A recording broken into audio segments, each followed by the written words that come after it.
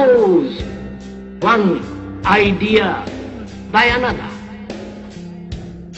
All these characteristics of hearing denies the act of listening. When one listens, there is no comparison, there is no acceptance or rejection. That very act of listening brings about a total attention in which you see the totality and the whole significance and structure of what is being said. The quality of listening is attention. And when you attend totally, with your whole mind, with your heart, with your nerves, with your eyes and ears, completely, intensely listen, when you give your whole attention to something, that is, when you are completely listening, in that state of attention, there is the act of listening. And that act of listening puts away anything that is not true. You listen to the totality of the thing. When you attend, there is no borders of inattention.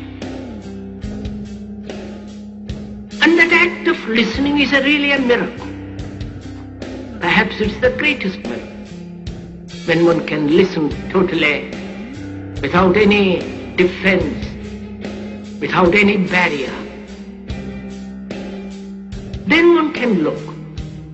Then one can listen. Look, sir, if I want to understand what you are saying,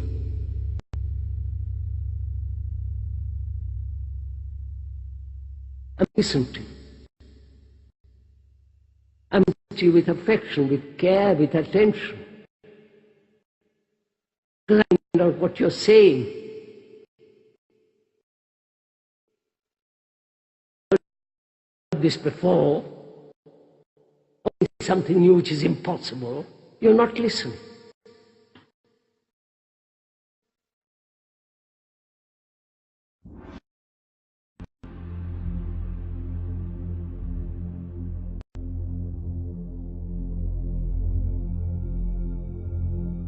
One of the most intriguing discoveries in modern science is the fact that there is nothing in this world that even approaches what might be called truly solid. We speak of solids, liquids, and gases. But these terms describe superficial rather than basic properties of matter.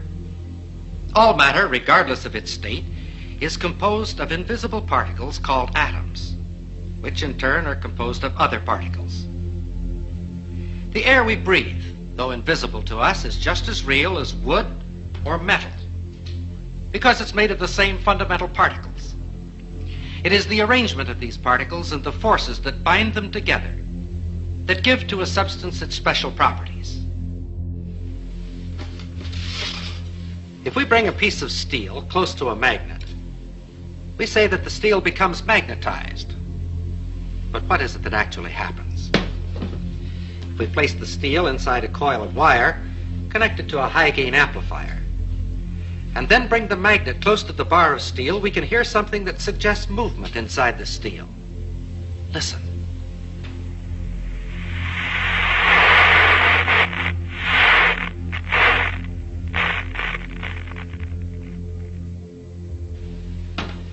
We think of a piece of steel as being solid, and according to our definition, it is a solid.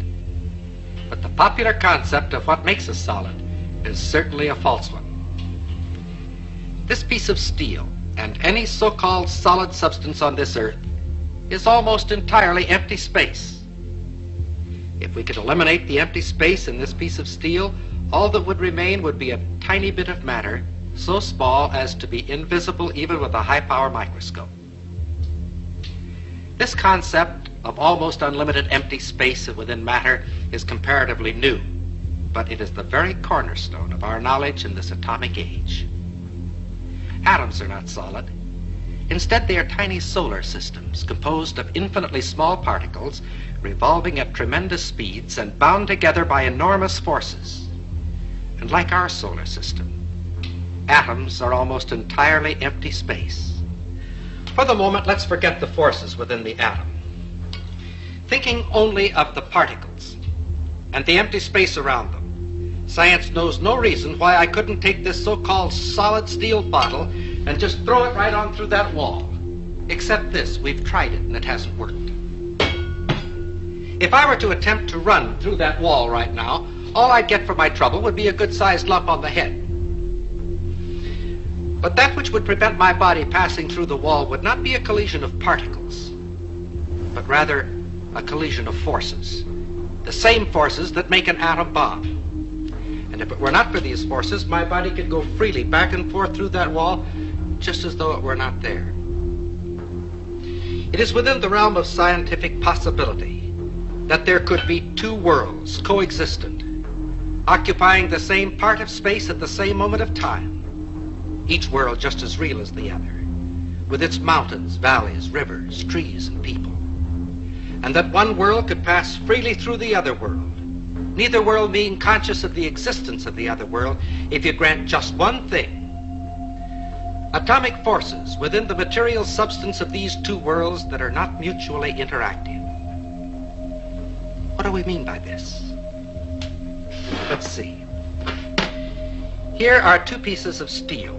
Their appearance is quite similar, but a magnet will reveal a basic internal difference between the two pieces. This one, of course, is picked up, but this one is unaffected. This piece of steel is non-magnetic, stainless steel. Of course, we all know that other metals, such as brass or aluminum, are not affected by the magnet. But a ring made of aluminum is something else. It can be suspended in air by the electromagnetic force of what is actually a transformer.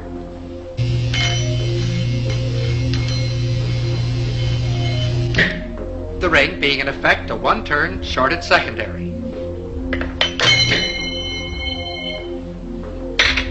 A smaller ring will react even more violently.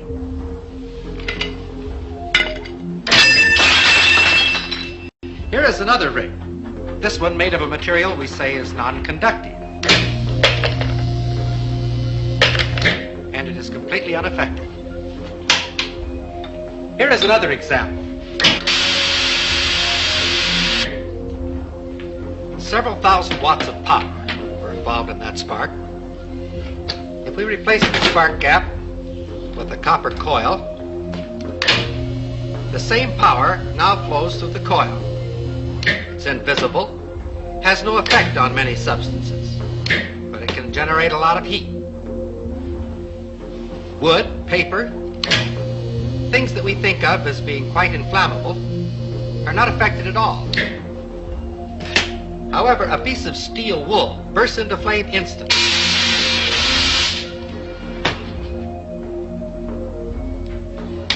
Did you ever fry an egg on a cold stove? It's no trick at all if you have the right equipment. This is a cold hot plate, and because it's cold, you can make it out of wood, if you like. Just be sure that there's a coil of wire inside and that you connect that coil to a high voltage alternating current source. The rest is easy. As long as we're being different, we'll use motor oil instead of Crisco.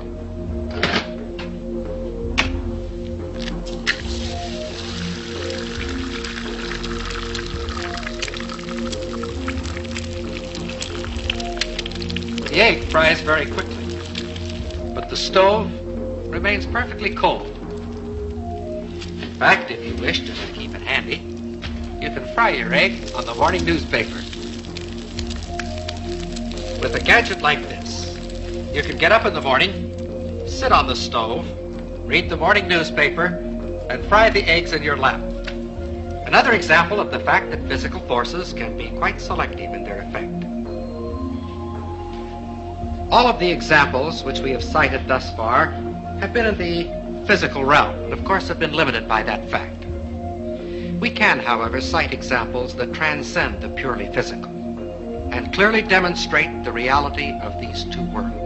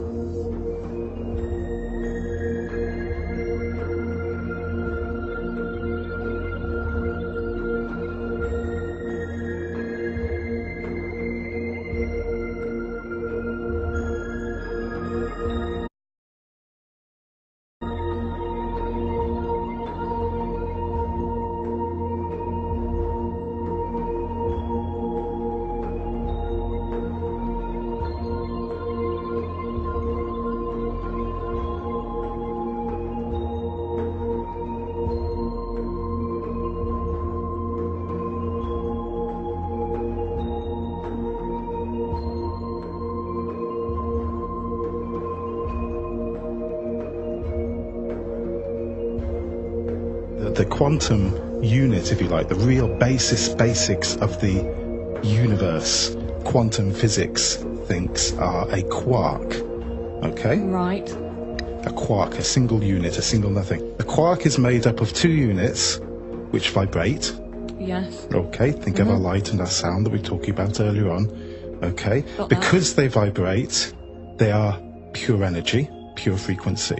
Right. But they give the impression of being matter by creating the vibration which creates a physical response. As you know, Mother Nature uses all kinds of mathematical languages. That when we go to understand physical phenomena, we generally find that there's some sort of mathematical underpinning to whatever the phenomena is. You know, like the Fibonacci sequence? That's like that series you find in nature? Like the face of a sunflower? Wherever the spirals. You see this math everywhere. Encoded data. How did we end up in a universe like that?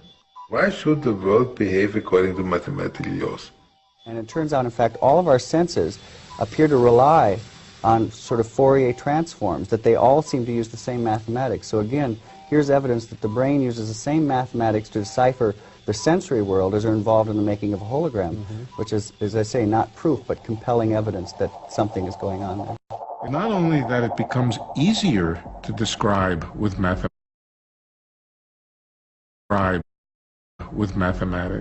As you go deeper and deeper into reality, mathematics becomes the only way to describe reality.